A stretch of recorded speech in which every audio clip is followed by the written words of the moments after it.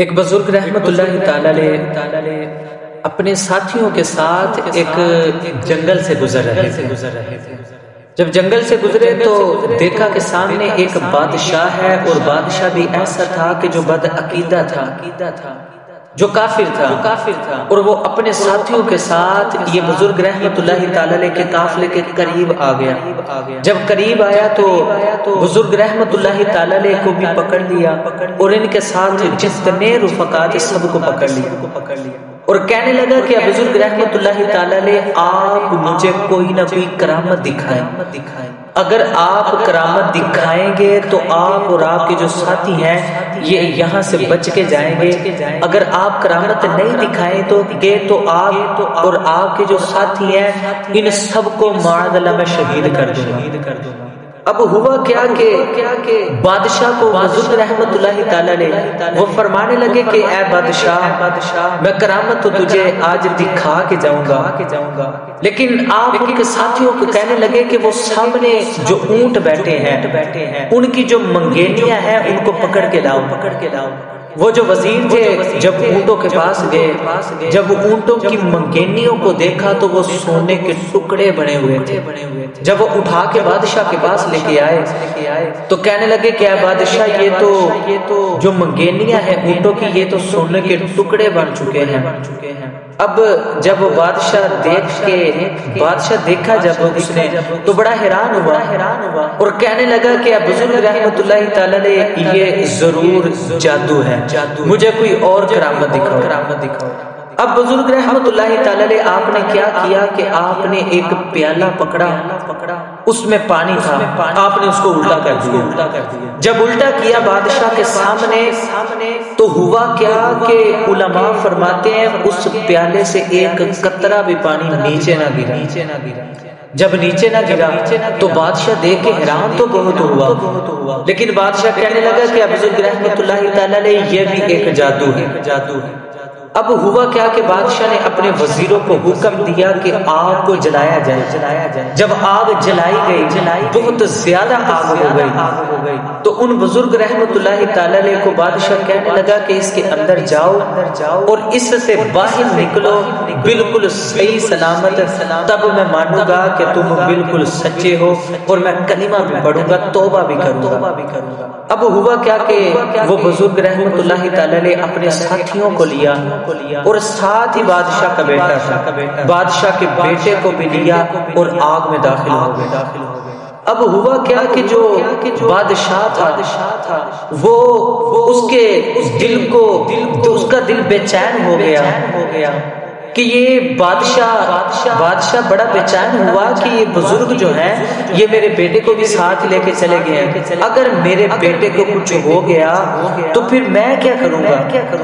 اب تھوڑی دیر کے بعد وہ بزرگ رحمت اللہ تعالی علیہ اور ان کے جو ساتھی ہیں وہ اور اس بادشاہ کا وہ بیٹا جو اس آگ کے اندر گیا تھا وہ باہر آئے، اور بادشاہ نے اپنے بیٹے کو دیکھا کہ بیٹے نے ایک ہاتھ میں سیب پکڑا ہے اور ایک ہاتھ میں انار ہے۔ بادشاہ نے کہا کیا میرے بیٹے تم کہاں چلے گئے تھے؟ تو وہ کہنے لگا کہ بابا جانی میں جب اس آگ کے اندر داخل ہوا تو میں آگ میں داخل نہیں ہوا تھا، میں نے دیکھا کہ بڑا عالیشان باغ ہے اور اس باغ سے میں ایک سیب اور ایک انار لے کے آیا۔ اب بادشاہ نے جب یہ دیکھا تو بادشاہ پھر مکر گیا۔ بادشاہ کہنے لگا کہ یہ بھی ایک جادو ہے، تم جادوگر ہو ضرور۔ بزرگ رحمت اللہ تعالی علیہ فرمانے لگے کہ بادشاہ اب کیا تمہیں چاہیے، اب کیا کروانا چاہتے ہو کہ جس سے تم مانو گے کہ میں واقعی سچا ہوں؟ ایسا کیا کام کروں کہ تم اللہ تبارک و تعالیٰ کی وحدانیت کا اقرار کرو گے، تم اللہ تبارک و تعالیٰ کی وحدانیت کا اظہار کرو گے، تم مسلمان ہو جاؤ گے، بتاؤ کیا کروں۔ اب وہ بادشاہ کہنے لگا کہ اے بزرگ رحمت اللہ تعالی علیہ آپ اس طرح کریں کہ ایک پیالہ جو ہے زہر کا پی لیں، اگر آپ پی لیں گے، اگر آپ بچ گئے تو میں مان لوں گا کہ آپ واقعی سچے ہیں، یہ جادو نہیں ہے۔ اب وہ بزرگ رحمت اللہ تعالی علیہ ایک پیالہ زہر کا آپ نے پیا، کچھ بھی نہ ہوا، لیکن تھوڑے سے آپ کے کپڑے پھٹ گئے۔ بادشاہ پھر نہ مانا، کہنے لگا کہ ضرور یہ جادو ہے۔ بزرگ رحمت اللہ تعالی نے ایک پیالہ اور پیا، آپ کو کچھ بھی نہ ہوا، تھوڑے سے کپڑے پھٹے۔ بادشاہ کہنے لگا یہ جادو ہے۔ تیسری مرتبہ پھر آپ نے پیالہ پکڑا اور آپ نے پیالہ پی لیا۔ جب آپ نے پیالہ پیا تو آپ کے تھوڑے سے کپڑے پھٹے، لیکن آپ کو کچھ بھی نہ ہوا۔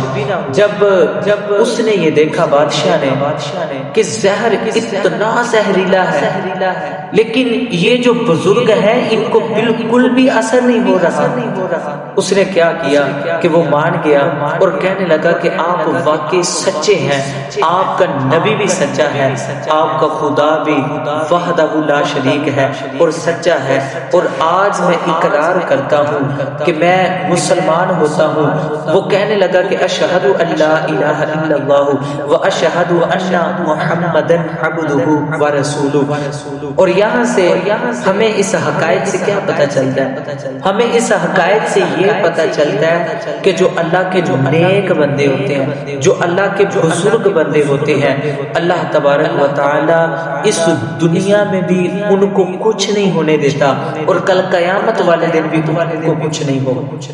اگر اللہ کا نیک بندہ واقعی حقیقتاً کوئی اللہ کا نیک بندہ ہوگا، اللہ کا ولی ہوگا، اللہ تبارک و تعالی اس دنیا میں بھی اس کی حفاظت فرمائے گا اور کل قیامت والے دن بھی اس کی حفاظت فرمائے گا۔ اللہ تبارک و تعالی ہم سب کو ولیوں کی تعظیم اور ادب کرنے کی توفیق عطا فرمائے۔ اللہ تبارک و تعالی ہمیں داتا صاحب رحمت اللہ تعالی علیہ جیسے عظیم بزرگ کی تعظیم اور توقیر کرنے کی توفیق عطا فرمائے، اور جتنے بھی بزرگان دین ہیں، جتنے بھی اللہ کے نیک اور بزرگ بندے ہیں، ہم سب کو ان کی تعظیم و توقیر کرنے کی توفیق عطا فرمائے۔